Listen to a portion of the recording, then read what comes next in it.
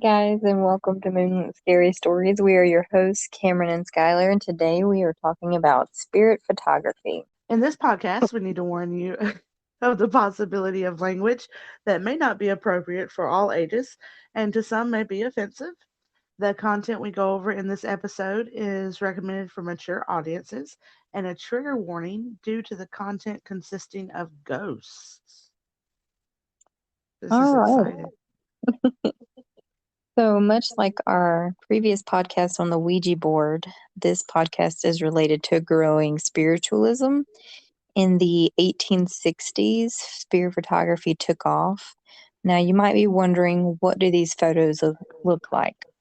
Hmm. Well, from what I found, particularly by William Munler, usually was a portrait of a person, and within that portrait, a faint image of someone else.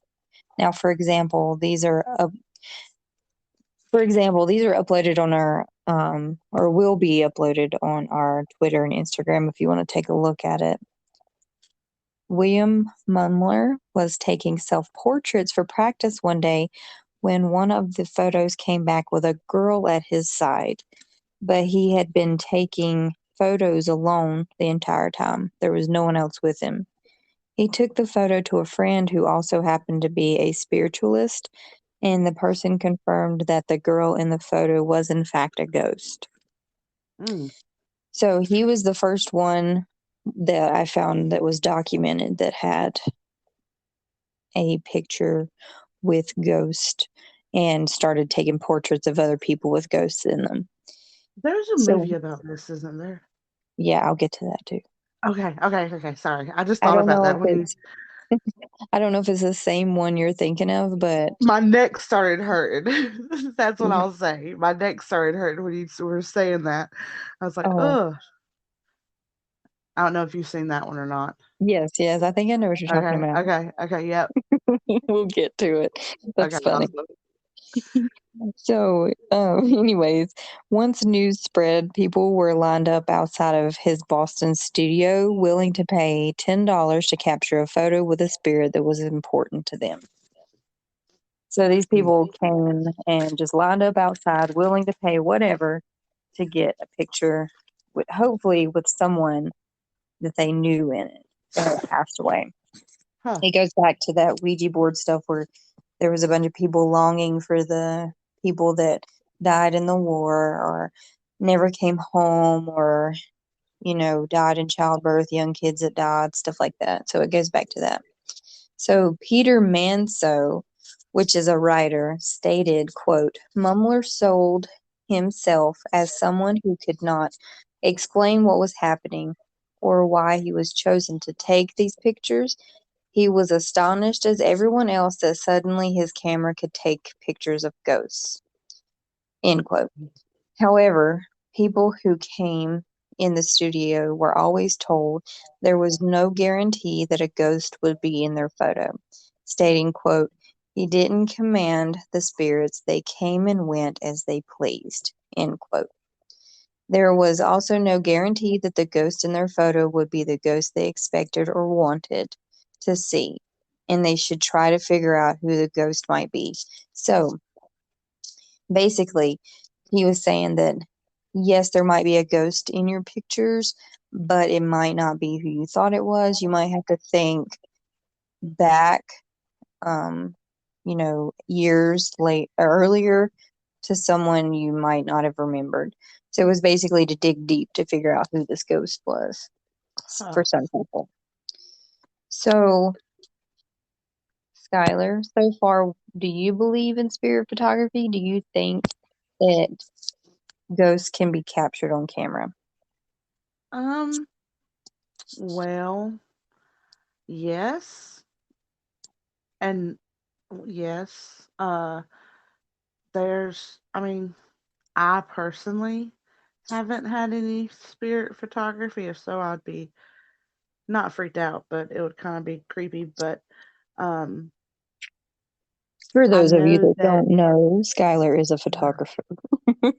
yes. Sorry. Thanks for mentioning that. I forgot all about that.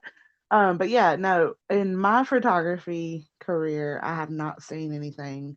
I mean, I've seen like these or like these dust particles. I would say dust particles because I don't really orbs, I guess, because I don't really see them when I'm taking the picture, and then when I look back, if it's like a picture of like a house or a graveyard or something, you'll see like these little round balls, and I'm like, "Ooh, is that an orb?" But I can never be certain because there's bugs, there's dust, you never know what's flying around in the air. But I have seen in some shows I've watched that people do show pictures of photos that they've taken from one of the older model cameras, which was Polaroids, and they cannot be photoshopped. So it kind of makes me believe that it's real, but because there's some photos out there that are kind of photoshopped into believing, making people believe that there's like a hand at the door or there's a little kid in the corner.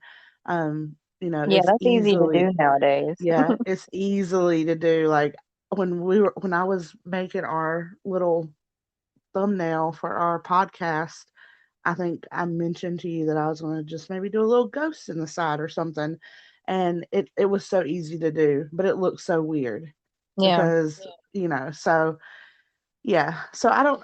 I mean, I'm I'm 50-50, I guess you could Okay. say, because who's to know it's not photoshopped?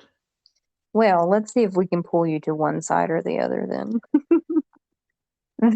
So Do you there have were cookie? a lot of people who believed Mumler to be a fraud. One of these people was J.W. Black, a photographer who requested a photo and observed every step Mumler took, including the darkroom process. And much to his shock, he watched as a figure took shape behind his shoulder in the photo. Black did not give any explanation to who he thought it was. He just offered up payment and left hurriedly with the photograph. It's said, though, that he was shocked with the photo developed and that he had also lost his father. So there's speculation that he saw his father in the photo, but it wasn't confirmed. Hmm. And he didn't ever say anything. Or at least I didn't find anything about it. So, although many people did believe Mumler, there was evidence against him. A photograph of a woman was taken who lost her brother in the Civil War. In the photo, her brother appeared, but then, much to her surprise, he came home alive from the war. Mm. But get this, she did not accuse Mumler of any wrongdoing. Instead, she blamed, quote, an evil spirit who was believed to be deceiving them all, end quote. Hmm. So the suspiciousness did not stop there. A man who had a portrait done was able to recognize the spirit in his own photo as none other than his own wife, who had her portrait done by Mumler recently. So it seems that he was, sorry, turn the page, reusing negatives as ghosts in his portraits. Hmm. Yeah. That would make sense though. Yeah, Like it I does. like kind of like knowing the process. Like I've never done a black room. I got into photography when it was just digital age, but I Hmm. still had to work with a printer. However, we didn't go into a black room and like develop photos, so I could see how he could put the negative. Yeah, I could see how that would happen. It was just like Yeah. Photoshop in the older times, I guess. Yeah, I think it may have started off as an accident and then a way to make money. Yeah, But that's true. Mumler moved to New York in 1869, but he was picked up and tried for fraud. There were expert witnesses who showed the jury how he could have faked the photos, but the jury was not convinced because no one provided proof of him being caught in the act or anything concrete. So nothing really concrete was presented to the jury. So he was acquitted and he went back to Boston where he invented the Mumler process in which photos were printed on newsprint. Before his spirit photographer career ended, he took another photo, possibly the most famous one, of Mary Todd Lincoln. In 1870, 5 years after Abraham Lincoln's assassination, the portrait came out from Mary Todd Lincoln. She traveled all the way to Boston to have this portrait done. So the portrait came out to show Abraham Lincoln resting his hands on Mary Todd Lincoln's shoulders. And although people warned her Munler was a fraud, this reassured Mary that Abraham was still with her. So, Hmm. yeah, which I'll post that one too. Yeah, I'll, that would be I'll post that picture interesting as to well. see. Yeah, it's the first one that like pops up when you research him, or the first one that popped up for me Okay. for the Mumler. But I'll post that to Instagram when it's time. Da, da, And da. the movie, you brought the movie up, and that's actually what I was going to go into next. So I think you've seen A Haunting in Connecticut. Is that the one you were talking about? Or is it a different one? No, this is a different one. Which one are you talking about? This is, hold on. I'm looking it up. Hold on. Shutter. It's about, Oh, yeah, it's about a I newly married forgot about that couple. one. Yeah, and his neck starts hurt. Yeah, yeah. Yeah. I forgot about that one. So I'll explain why when you said the neck thing, why I thought you were talking about the same movie. Have you Okay, okay. seen have you seen A Haunting in Connecticut, the first one? Oh, absolutely. I think I've watched it. I think I've rewatched it multiple times. Yeah, it's one of my favorites, and it has one of my favorite actors, Kyle Gallner, in it. I love him. But anyways, Uh-huh. it's based on a true story, so it says. And spoiler alert, so you might want to skip ahead if anyone hasn't seen this movie. It's about this old funeral home where a family now lives who took in this funeral home back in like before this new family came along when it was actually run as a funeral home. There was people that lived there that took pictures of families and their deceased loved ones. Hmm. Well, it was also about a boy who was a medium that these people used to contact the dead. They took pictures of the ectoplasm that would come out of his mouth. Now, for those of you who don't know what ectoplasm is, it's another term used in spiritualism of to it defines spiritual energy that is manifested out of a physical or by physical. So it comes out of them, out of an orifice, basically. So this Mm. was used in this movie and was another way a spirit could be photographed. So in the movie, I just remember him snapping his neck back when the ectoplasm would come out of his mouth. Yes. So that's why I thought you were talking about that one. But anyways, so yeah, his neck would snap backwards. He would have this ectoplasm that would come out, and people would pay money for it. There was pictures that were taken of him acting as this medium. Again, Mm. check out the movie, guys. It's a pretty good movie. Yeah, it really is. I love it actually. I really do like it. It's pretty good. It's really interesting. So, what do you think now, Skylar? Do you believe in spirit photography? Did I sway you one way or another? Hmm. I'm kind of I don't know. Just because like I myself I'm very sensitive to stuff, and I'm just waiting for the day that I take a picture and there's something on it. um but for now, I think you swayed me that it was mainly just a coincidence and kind of Photoshop kind of deal. I don't know. So, I don't know about the digital photography. I'm not sure about that stuff because I just feel like it would be a little bit harder nowadays with that stuff. So, I'm not sure I believe it either. Even though it is shown to just be produced through double exposure, many people who received a portrait with a spirit in it still found it comforting, and some even still believed it to be real. So there's believers out there for sure, despite the Like, evidence against it. I mean, I get it because I've had some requests of clients that they will request like that if it was like a grandma or a dad that or their husband had passed away or something, they would request me to put them in as a double exposure in their picture. So I Yeah, I've would heard of that literally, too. yeah. So I literally set the family up and have one space in one of the areas where I just literally insert his picture and as a double exposure or whatever, and it looks like he's just like there, but a ghost, kind of, sort of. Yeah, So yeah, I get that. I get that. sounds like these photos as well. Yeah. So I guess it can still be faked today, but as far as actually capturing something on a digital camera, I don't really know if it can be done. Well, I mean, they have so many because I don't know how big.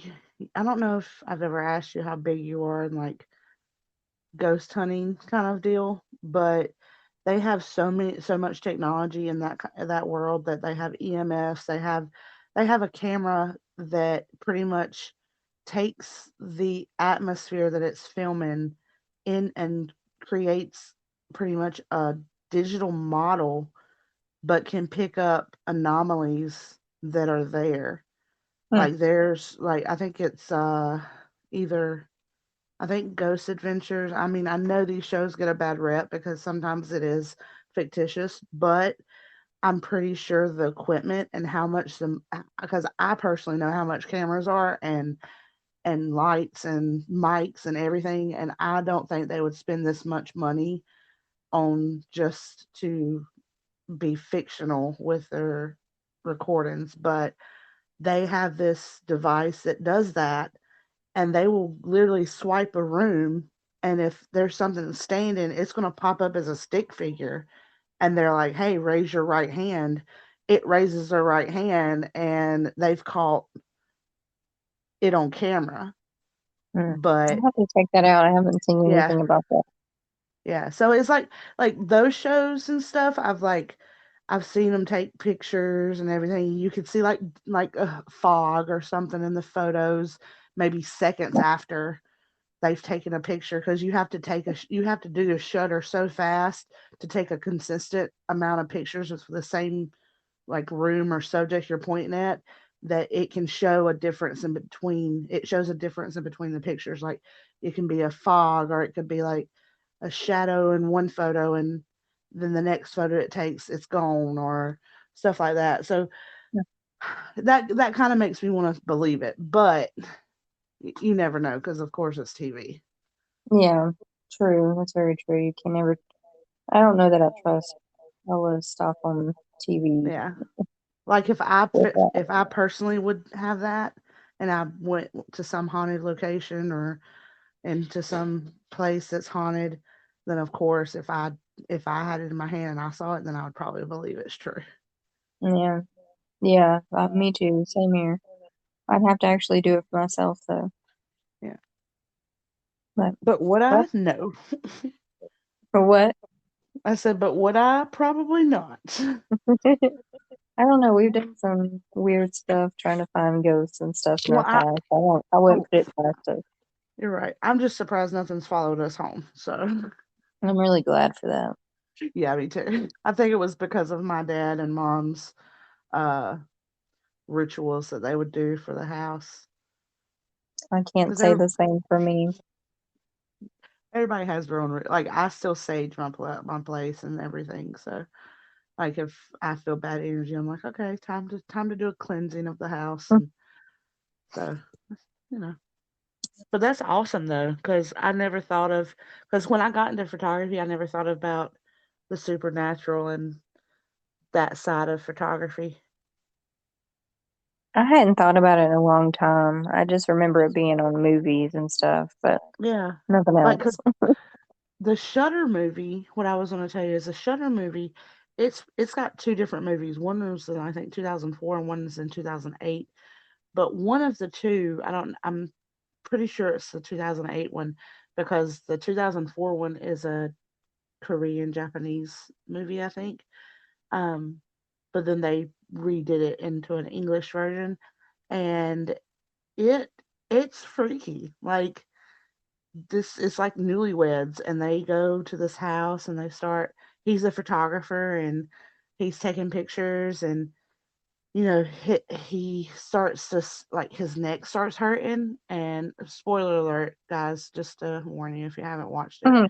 if, by the way. But he started taking pictures and stuff, and it turns out that he was like something attached himself to him, and he took a picture of himself, and he could see it sitting on his shoulder, and it was just like a thing. I wouldn't call it a girl or a boy. It was just a thing, and it was like on his neck, and he was just carrying this thing around constantly, and his neck would hurt, and him not even be aware of it. He thought it was just neck pain. It's kind Oh, of freaky. yeah, but wasn't he a murderer? I think I don't know. I haven't watched that movie in so long. I I haven't should watch it really. again. But yeah, no, I think so. I'm not sure though. Like he killed the woman that was like following him or something. Yeah, I that think kind that's of what it makes was. Big yeah. spoiler alert if you guys haven't watched it. Sorry guys. Hmm, But but yeah, no. that's Yeah. That's awesome though. creepy. Well, that's all I have today for the spirit photography.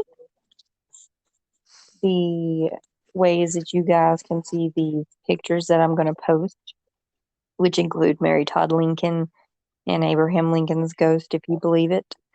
It will be on Instagram and Twitter, and you can find us at Moonlit Scary on Twitter, Moonlit Scary Stories on Instagram, and Moonlit Scary Stories at gmail.com.